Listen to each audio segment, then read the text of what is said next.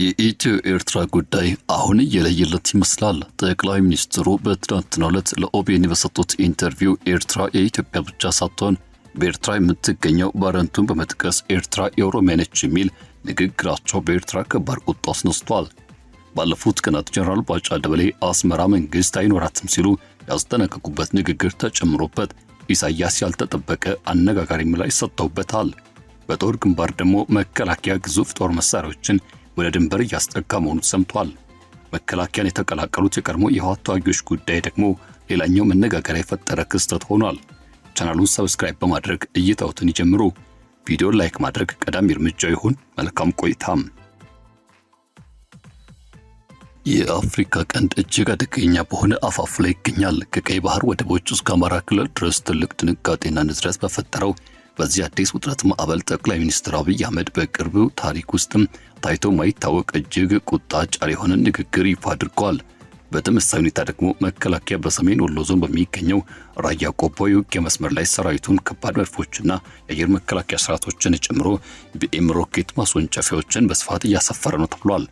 በተመሳሳይ ጊዜ ከትግራይ ሰላም ኃይል ጋር ወገንተኝነት ያላቸው ታጣቂዎችም ከፌዴራል ሰራዊቱ ጋር መቀላቀል ከህወሓትና ከጎረቤት ኤርትራ ጋር ያለውን ውጥረት በከፍተኛ ደረጃ በደረሰበት በዚህ ቅጽበት አደገኛ የሆነ ወታደራዊ ኃይል ክምችት ፈጥሯል የተባለው በኦሮሚያ ብሮድካስቲንግ ኮርፖሬሽን ኦቢኤን በኩል የተሰራጨው ቃለ መጠይቅ ደግሞ ጠቅላይ ሚኒስትር አብይ ኤርትራ የታሪክ አጋጣሚ ሆና የኢትዮጵያ አካል ነበረች ብቻ ሳትሆን በተለይም የኦሮሚያ ህዝብ መሬትና ግዛት እንደሆነች በይፋ ተናግሯል። በምዕራብ ኤርትራ የምትገኘው ባረንቱ ከተማን በተለየ ሁኔታ በመጥቀስም የኦሮሚያ መሬት እንደሆነችም አድርገው የገለጹ ሲሆን በቀጠናው አዲስ ጦርነት እሳትም ሳይለኮስ እንዳልቀረ ተገምቷል። ከጥቂት ቀናት በፊት ከአማራ ሚዲያ ኮርፖሬሽን ጋር ባደረጉት ሌላ ቃለ መጠይቅ አብይ ፈጽሞ የተለየ ይዘት ያለው ንግግር አድርገው ነበር።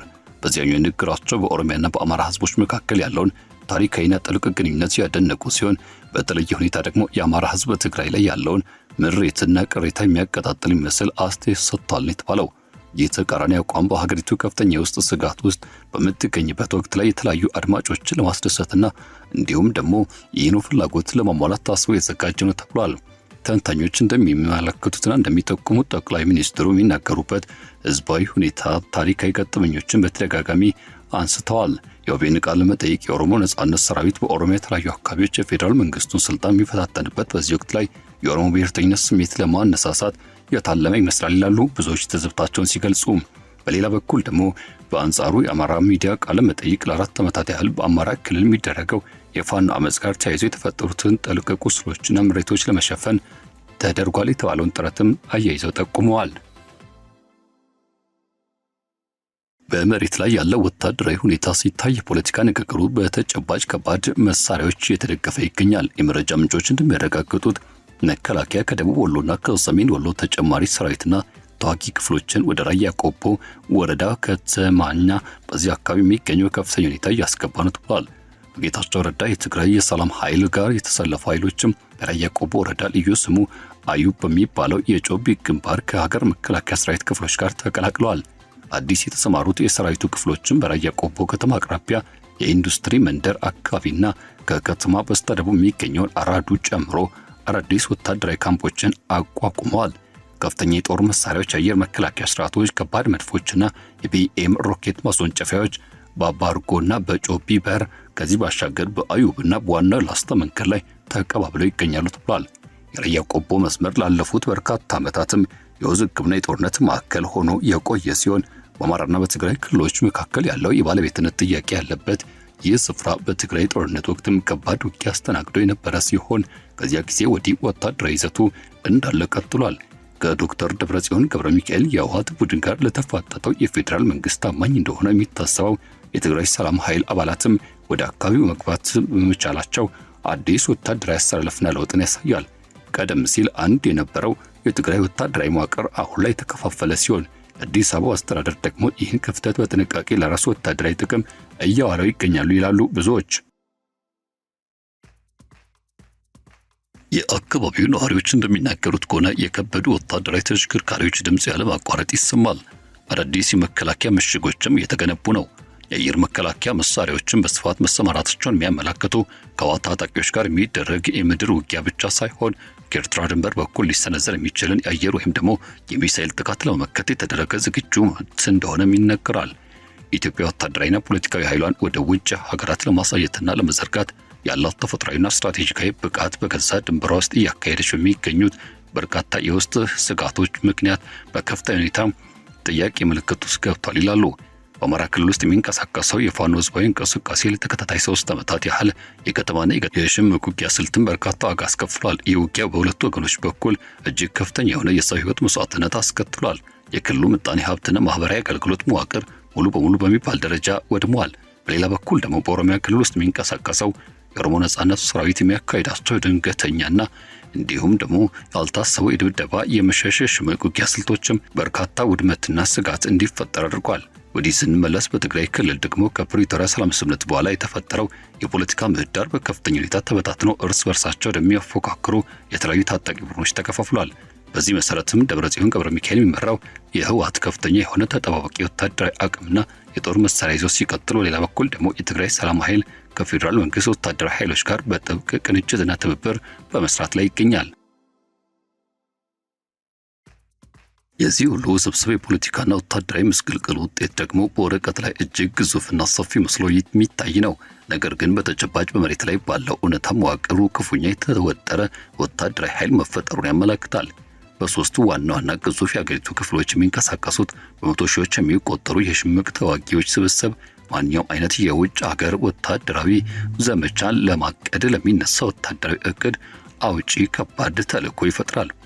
የሰራዊቱ የሎጂስቲክስ አቅርቦትና የእርዳታ መስመሮችም ቀድሞውኑ ቢሆን በከፍተኛ ሁኔታ ተዳክመው ይገኛሉ የተባለው ለጦርነት የሚያስፈልጉ እንደ ነዳጅ፣ ጥይት፣ ከባድ ጦር መሳሪያዎችና የሕክምና ቁሳቁስ ያሉ አቅርቦቶች በሀገር ውስጥ የሚካሄዱ ወታደራዊ እርምጃዎች ምክንያት በከፍተኛ ሁኔታ ተመናምኗል።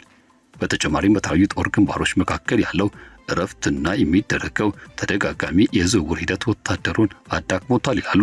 ከድንበር ወዲያ ማዶ በኩል ስንመለከት ፕሬዝዳንት ኢሳያስ አፈወርቂ ማንኛውም የኢትዮጵያ ወታደራዊ ስሌትና ዕቅድ ውስብስብና አደገኛ የሚያደርጉ በርካታ ስትራቴጂካዊ ቀጠናዊ ሂደቶችና ግንኙነቶችን ወታደራዊ ጥምረቶችን በጥንቃቄ ሲገነቡ ቆይቷል ተብሏል።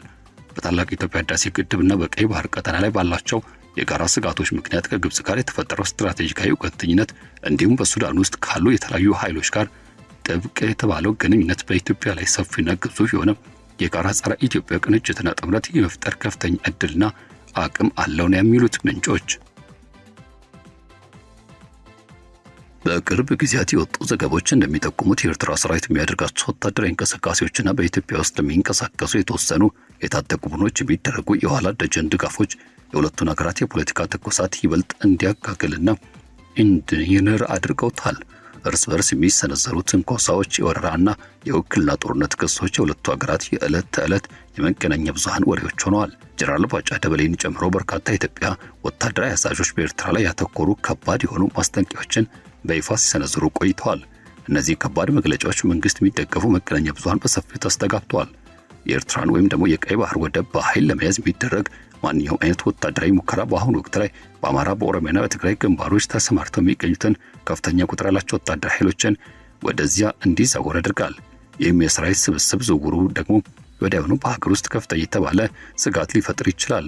የኦሮሞ ነጻነት ሰራዊት ተዋጊዎችና የህወሓት ኃይሎች ወዲያውኑ ተጠቅመው ለፌዴራሉ አደጋ ሊደቅኑ ይችላሉ ነው የሚሉት ምንጮች። ኢትዮጵያ ወደ ባህር በር የሚያቀናት ፍላጎት ለመክታት የሚፈልጉ የውጭ ሀገራት አጋሮችም ታግዛ ውጊያውን ልታካሄድ ትገደድ ይሆን ወይ የሚሉ ጥያቄዎች ተጭረዋል። በትግራይ ፖለቲካ ውስጥ የተከሰተው የህወሓትና የትግራይ ሰላም ኃይል መከፋፈል አዲስ አበባ መንግስት ትግራይን የታጠቀ ወታደራዊ አቅም በስልት ለመቀነስ የሚያስችል ጥሩ የፖለቲካ ዕድል ፈጥሯል። ከአንዱ ወገን ጋር ወታደራዊ ጥምረት በመፍጠርና በሌላኛው ወገን ላይ ወታደራዊ ምሽጎችን ማጠናከር የፌዴራል መንግስቱ የሰሜኑን ስጋት በነጻነትና ብሎም በዝቅተኛ ወጪ ለመቆጣጠርና ለማስተዳደር ተስፋ አድርጓል። የዚህ ቀውስ ውጤቶችና ተጽዕኖዎች ከኢትዮጵያና ከኤርትራ ድንበር ወሰን አልፈው እጅግ ወደ ተለያዩ የዓለም ክፍሎች የሚዘልቁ ናቸው። አዲስና ሰፊ የጦርነት ቀውስ መከሰት ቀድሞውኑ በሌሎች አህጉራዊ ችግሮች ምክንያት በከፍተኛ ውጥረት ውስጥ የሚገኘውን የሁለቱን ሀገራት የባህር በርና የቀይ ባህር ንግድ መርከቦች እንቅስቃሴ ይበልጥ አደጋ ውስጥ የሚጥል ነው። አሁንም ቢሆን በራሷ የውስጥ ሲቪል ጦርነት እሳት ውስጥ ትገኛለች የምትባለው ሱዳን በምስራቃዊ ድንበር በኩል የጦርነቱ እሳትና የደህንነት መዛባት በከፍተኛ ሁኔታ ሊገጥማት ይችላል። ግብፅም ብትሆን በቀጠና የሚኖራት የማንኛውም አይነት የኃይል ሚዛን ለውጥ እጅግ በጥብቅና በስጋት የምትከታተል ነው የሚሆነው። በአፍሪካ ቀንድ ውስጥም በርካታ የፋይናንስ ኢንቨስትመንቶችና ስትራቴጂካዊ ጥቅሞች ያሏቸው የፋርስ ባሕረ ሰላጤ ሀገራትም ቢሆኑ እጅግ አስቸጋሪ የሆነ የፖለቲካ ውሳኔዎችና ምርጫዎች ይጠብቋቸዋል። መሬት ላይ ያለው ወታደራዊ ካርታ እንደሚያሳየው መከላከያ ሰራዊትና የትግራይ ሰላም ኃይል በራያ ቆቦ መስመር በከባድ መሳሪያዎች ተከበው ምሽግ በመያዝ ላይ ይገኛሉ። የህወሓት ታጣቂ የቀረውን ወታደራዊ አቅማቸውን አጠናክረው ይዘዋል። የፋኖ ታጣቂዎች በአማራ ክልል ውስጥ የሽምቅ ውጊያ ቀጥለዋል። እንዲሁም የኤርትራ ሰራዊት መከላከያ አቋም ላይ ሆኖ በውክልና ጦርነት እንቅስቃሴ ላይ መሰማራት አይቀሬ ነው። ከአዲስ አበባ የሚወጡ የፖለቲካ ንግግሮችም እጅግ ወደ ተጋጋለ ታሪክ ጥያቄ እየተሻገሩ ይገኛሉ ይላሉ ብዙዎች ተዘብታቸውን ሲገልጹ። በአሁኑ ወቅት ላይ በራያ ቆቦ አካባቢ የተደረገ ያለው ወታደራዊ ኃይል ክምችት በኤርትራ ላይ የሚነሱ አወዛጋቢ ጥያቄዎችና በተበታተነው የትግራይ ፖለቲካ ሁኔታ አዲስ እና አደገኛ ምዕራፍ ናቸው። በአዲስ አበባ መቀሌና በአስመራ ያሉ ፖለቲካ መሪዎችም ከዚህ አስፈሪ የጥፋት አፋፍ ወደ ኋላ ለመመለስ የሚያስችል ጥበብና አስተዋይነት ይኖራቸዋል ወይስ ደግሞ የወታደራዊ እንቅስቃሴዎች ትኩሳትና የስሌት ስህተቶች ቀጠናውን እንደገና ወደ አጥፊ ጦርነት እሳት ይከቱታል? ይህ ጥያቄ በሳምንታት ወይም በወራት ውስጥ በሚሊዮኖች የሚቆጠሩ ሰዎችን ሕይወትና ዕድል የመወሰን አቅም አለው ሲሉ ብዙዎች ከወዲሁ እየተናገሩለት ይገኛሉ።